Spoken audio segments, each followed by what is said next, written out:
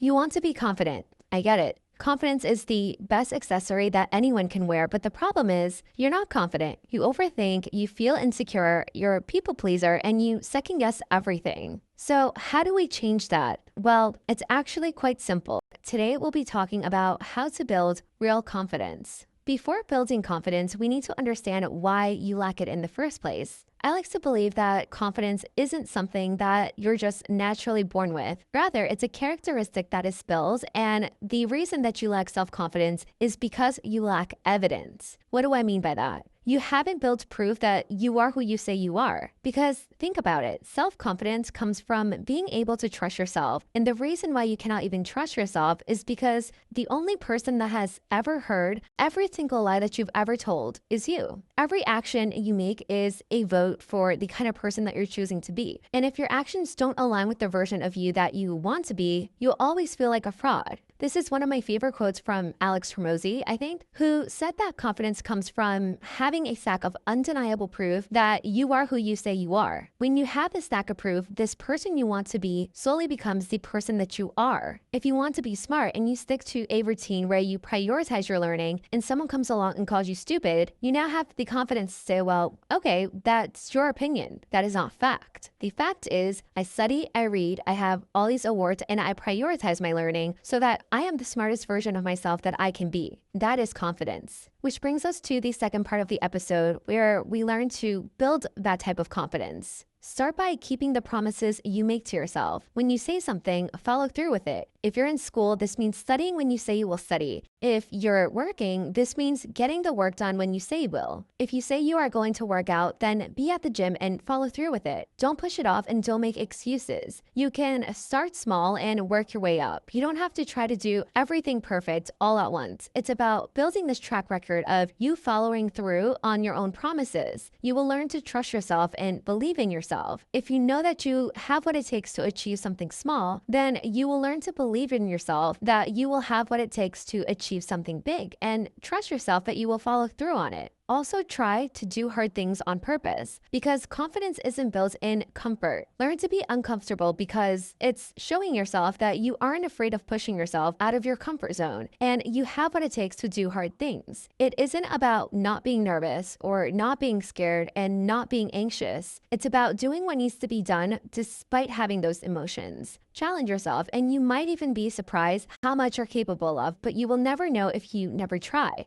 I used to be so incredibly shy. I could barely take orders at my family's restaurant. I remember the first few orders took me forever, and if a customer asked me anything, literally if they asked me what my name was, I would stumble on my words. But I continued taking orders and even pushed myself to make small talk with customers. And of course, it was uncomfortable, but after a while, maybe like 2 years, I was able to hold a decent conversation with a stranger. To anyone else, this may seem silly that I can't even introduce myself without getting nervous, or that it took me 2 years to learn to hold a conversation, but that progress is so valuable to me, which brings us to our next point, which is to not compare yourself to others. Of course, we can look at others for inspiration if they have certain qualities that we think would be good to adopt, or if they have certain habits that we don't want, or they can inspire us to do better. But all this is to help you become a better version of yourself. You're not trying to be better than someone else because confidence comes from within. It's from making your own progress and learning to trust yourself. But when you're constantly comparing yourself to someone else, you'll always fall short because you're not that person. There is that saying that comparison is the thief of joy, and that cannot be more true when you find yourself comparing yourself to someone who may be doing better, but maybe that person is way ahead of where you're currently at. Everyone has their own strengths, their own weaknesses, and their own goals that they want to achieve, which is why everyone's journey is so unique. Learn to appreciate and value that in your own uniqueness and your own journey by focusing on it instead of dismissing your own progress and only focusing on the negative. Another important tip that I would recommend is to improve your posture and your body language. I remember seeing the study where people were asked to force a smile and look at the mirror for 30 seconds. And after they did what they were told, their mood actually increased and they were happier.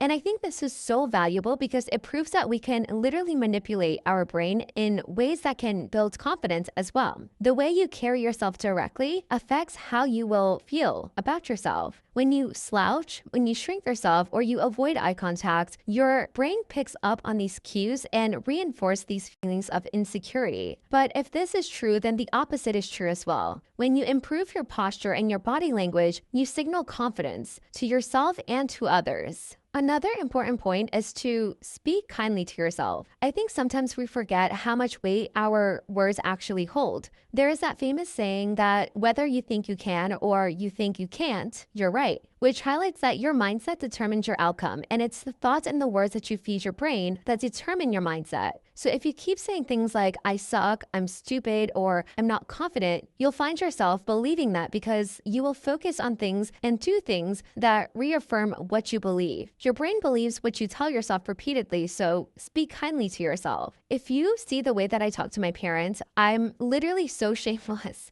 I remind them how beautiful, how smart, and how amazing their perfect daughter is. But the consequences of that is that I will always end up putting more effort into looking my best, into learning more, and doing things that reflect this image that I created for myself. We live up to our own expectations, so don't just speak kindly to yourself, but also speak nicely about yourself and who you are as a person. And last but not least, celebrate your wins and keep your proof. I'm currently working on my confidence in becoming better at what I do with YouTube. The more I learn, it's like a double-edged sword where I feel more confident because I'm learning more, but it's also so humbling because it makes me realize how much I don't know and how much more I need to learn. There are days that are definitely harder than others where I lack ideas, I feel stuck writing, it doesn't sound the way that I do, or the video just does not perform the way that I hoped. But I keep a wall of all of my achievements to remind myself that, hey, I'm actually not as bad as I think I am. At least I helped one person. And so this is my stack of evidence and it keeps me confident. So whether you keep a journal or organize a photo album of the screenshots that you took,